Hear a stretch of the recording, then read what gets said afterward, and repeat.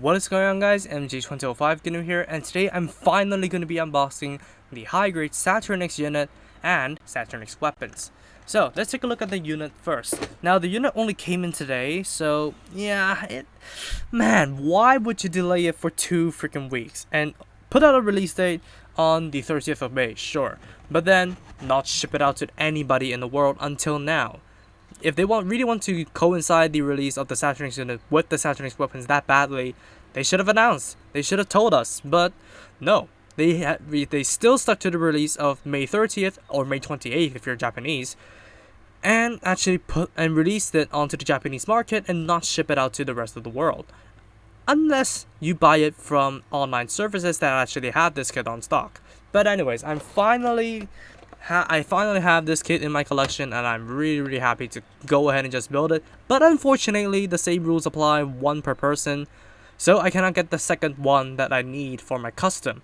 Now the custom will be unveiled until after that specific character has appeared in my story. Yeah, I know I'm slacking off, but yeah, 2 to 3 more chapters and he will appear. But anyways, we have the Saturnix unit. And I forgot how much this cost me. I do not remember prices. I will put the price on the screen after I check my receipts. So yeah, but the entire package, including the AX Valkylander, didn't cost me over 200 Hong Kong dollars, which is very cheap, unless I have the second one available, of course. Now, first of all, we have the orange B plate. Now, I do not know why specifically orange that gives me a buff and tough feel. Like, not the Neptune armor and the Uranus armor doesn't give me that feel, but the Saturn armor does give me, like, this thing is really buff and really tough. So do not know why. And they swapped out the quad V even for a construction mask, which looks okay, but I had to see it for myself. And then next up we are having the D plate, which was included in the Eurovan Gundam, and of course we do have some extra hands. So if you lost some, unfortunately, or if you really want replacements for your other core Gundams, go ahead and use the extra hands. But of course you can store it under the base. Next up we have the F1 plate, very funny, which includes all of the joint parts on this side, and of course the feet, and also the housing unit on the shoulders for the tools.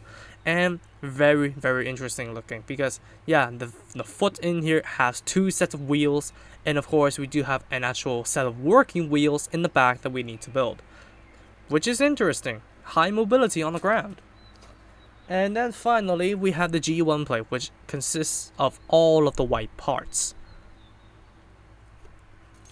And then 1 sticker, which is gonna be the central cockpit unit. I don't know what that is on the shuttle, the armor carrier. Let's call it that. Gonna put it back in the box just so I don't lose it. Now, same thing with the X Valkylander. We do not actually get an official high definition line art of the Saturnix Gundam until we have the instruction manual. So if you want to see an official line art of the Saturnix Gundam, this is as close as you can get. So yeah, I'm gonna put the blurbs up on screen. I haven't read it yet, but yeah, I have read it because it is up on Hobby Search for the duration that I don't have this kit. So yeah, I've read it. It's an anti-Gundam frame, basically an anti-Iron-Blooded Orphans Gundam, and I know why they made the remark that this thing's not named after the devil. Yeah, because the romanization of Saturn in Japanese, I'm not really afraid to spoil this, is Satan, S-A-T-A-N. The second A has kind of like an annotation, a dash annotation on top, so basically it's S-A-T-A-A-N, so Satan, Satan, you get it? There we go. So yeah, this thing doesn't really look like a devil, but thankfully it is not named after one, so I'm not going to be complaining about that. But yeah, looking at the weapons and all that stuff, it looks very good. And of course we have the core docking custom kind of remark over here, and of course the color guide down there. So let's crack this thing open and see what we get. Although the menu was already on Hobby Search, so that you guys have read it, but I'm gonna show it anyways. So warnings, what not to do, parts count for Japanese in the order sheet, and the QR code looks relatively blank when compared to the other instruction manuals. And then of course we do have the order of assembly right here, so the Saturnix unit and then the combination into the Saturnix Gundam.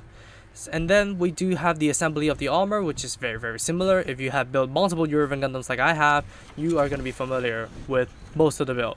So yeah, the only new parts are basically the side units of the flanks and of course the feet themselves, which are the most complex part of the kit. And of course you can dock the magnetic driver onto the armor to basically create the Saturn armor.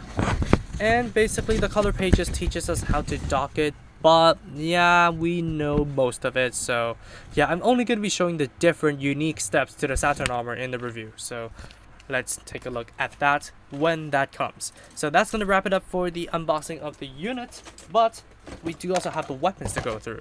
Now the weapons, I already have built 2 sets of them. I already know what they're capable of. So yeah, they're really not that interesting to say the least.